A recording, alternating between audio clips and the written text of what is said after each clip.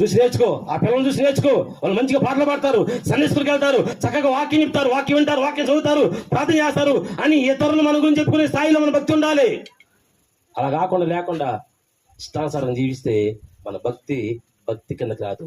నీ భక్తి నీకు మాత్రమే తృప్తినిస్తే సరిపోదు, నీ భక్తి దేవునికి తృప్తి కలిగించాలి. అబ్రహాము తన కుమారుడైన ఇస్సాకు పుట్టినప్పుడు గొప్ప విందు చేశాడు. పాలు విడిచిన తర్వాత ప్రజలందరూ వచ్చారు, దేవుని మహిమను అక్కడ చూశారు.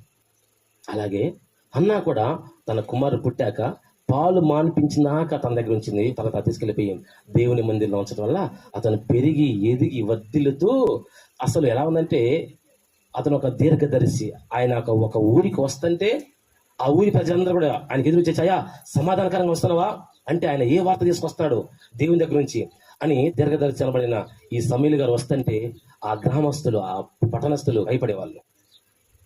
ఏ వార్త తీసుకొస్తాడు ఆయన, వస్తున్నాడంటే ఏదో వార్త తీసుకొస్తున్నాడు, దేవుడు చెప్పిన మాట అని చెప్పని ఆ విధానం. కాబట్టి ఎందుకు ఇంత ఆశీర్వాదం సమీలకు ఉంది అంటే అతను పెరిగిన పెంపకం దేవుని మందిరంలో.